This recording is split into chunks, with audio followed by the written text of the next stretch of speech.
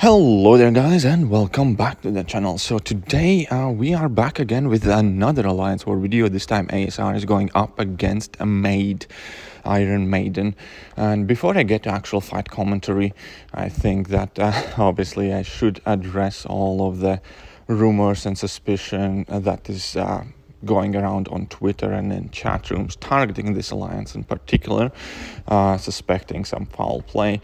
From what we saw and the type of fights that were taken, it certainly seems so.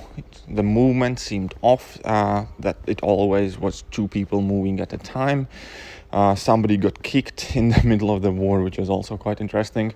But other than that, obviously, I don't have any concrete proof, therefore I will not pass any judgments.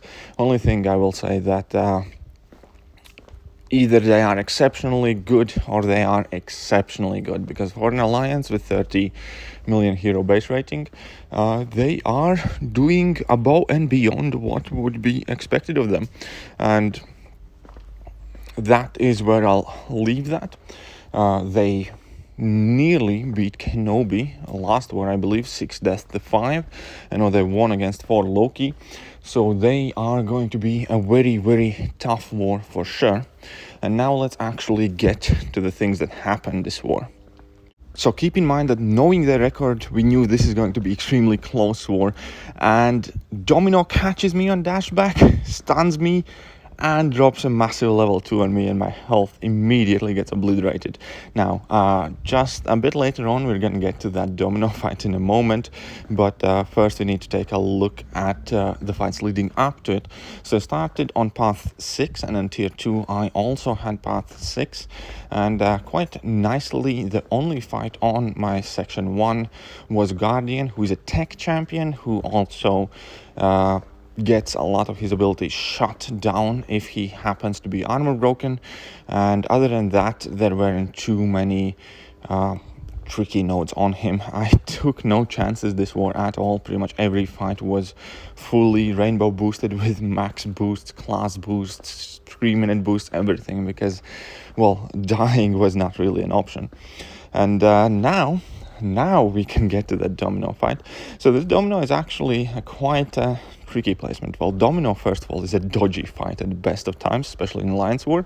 But Footloose and Kinetic Reactor obviously make this fight so much harder. So I did start with Power Start 1 boost, and the mission here is just get to level 2 and win, right? But at the same time, we can see that Domino is gaining a ton of power, and I cannot take many hits and block because she will gain a ton of power hitting my block. And she also has Footloose node, so if she drops a special attack, I get Unstoppable and Evade to deal with. But here we saw the clip from before, and again, level 2, and I'm barely safe. So let's take a look here at slow motion. I finish my combo, my block doesn't register, she lands her double medium and starts to combo me further, triggers a stun, gets to 2 bars of power, whilst I'm stunned, drops a level 2, and luckily for me, none of that crit, and it didn't inflict bleed. That was some serious Jesus take the wheel moment. And then I purposely delayed my level 2 a slight amount, expecting my glaive charges to come back online mid special attack, and they did. And last hit of my special 2 connected, and that knocked her out despite her being unstoppable and having a Wade.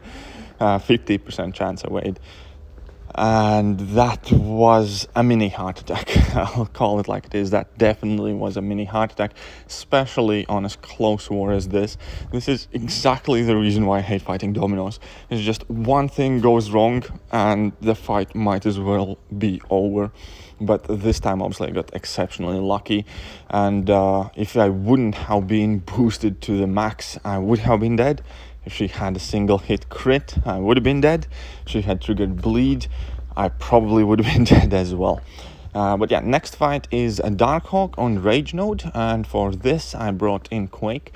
Originally I was planning, or well, much more assigned Human Torch for this fight, but with the fact that I'm running Corvus and running Suicide Masteries, plus I would have had big boosts active in such a war like this, it just made a lot more sense to bring in Quake in this case and just heavy parry, because at least then I don't have to shift my masteries, I don't have to wait for my boost expire in order kind of like fearing those rage triggers. As we can see, obviously Quake perfectly plays around that rage, and yeah, the fight is well in control. Nearly 4 minutes left in the fight. He's pretty much down, so it took about a minute and a half here. Minute and 10 seconds. Fully boosted Quake. Yes, I obviously take some damage from suicides because I have large boost, but other than that, very simple, straightforward fight. Next up is Hulkbuster, which is going to be extremely appreciated because that will provide me with an Avenger charge, which will be my third charge for Corvus. So Corvus is getting really kind of amped and stacked, and obviously I still have my Cosmic Boost active and Max Boosts, and this fight will not last long at all. We can see that one combo and he's almost halfway down. Another combo, I stop a bit early, baiting out at level 1, and here I'm gonna go for well overkill level 1, so 16 hits. Extremely quick, extremely simple fight. And now we're going to be switching on to the kind of like finale, the final part of my personal escapade in this war. I'm going to take Thor Ragnarok and 2 of the mini boss fights. So Thor Ragnarok has that ebb and flow intercept, and unfortunately haven't gotten Corvus's True Strike mission active yet. However, I did put on the 3-minute boost, and the idea is I'm just gonna go for intercepts anyways, and if he does happen to parry stand me, that indestructible boost should be able to cover most of the damage that I would eat from that combo. Thor Ragnarok would be able to lay on me, but then I could get True Strike and then I could finish out the fight safely. But as it kind of like always happens when you expect Thor Ragnarok to auto-block you, or when you expect it to, or even want it to happen, it doesn't. So basically I just get to level 2 and finish out the fight, and nailed a couple of intercepts in between, but he never did trigger his auto-block. So I did work around that ebb and flow intercept node extremely successfully. And now here we have some problems connecting to the network. We're going to be going straight to the Man-Thing boss, and the Man-Thing is on Vigorous Assault. So when there is a regen buff active on the defender, he's completely unblockable. But other than that, he doesn't really have any serious nodes. And I'm just going to Quake it, parry, heavy style, because I don't trigger Dex ever. He never gets any buffs to nullify on me whilst I'm parrying him, because technically if I had that precision buff active, every time I do parry a hit, Man-Thing could convert it into a postule, and then later on he could pop it. But since I do not have a single buff active on me, because I'm effectively only triggering the evade from heavy attack, then there are no buffs for him to convert into postules. There are no postules for him to pop. He never gains any power. He never triggers his regeneration. And it's a very straightforward, simple fight. Overall, it could be a really, really tricky fight, but Quake certainly makes this fight extremely easy. And yeah, here we can see that with class advantage, even though Man-Thing has an absolutely huge health pool, Quake manages to get the fight done relatively quickly, considering that's a mini boss maxed out 5-star. And we are free to move on to the next fight. Now, next fight I will make a small boo-boo again, and that boo-boo will be amplified by not having my Limber maxed. So this is a Stunning Reflection node, and there's only one rule. Do not parry stun Emma Frost, right? How hard can that be? But again, this is exactly why you boost big in your serious wars. At this point, I also have 3 missions obviously active, and I'm able to chip her down extremely quickly. So I'm going in for a lot of dashbacks, probably without any good reason. I don't know, that's kind of like a force of habit. I'm going to block both hits. I'm actually going to parry both hits of the level 1 in order to get the 2 armor breaks on, to get some extra damage going. But there I accidentally did parry Frost. I did get stunned, and that stun lasts for a while. But luckily for me, well, not luckily, I did check before the fight.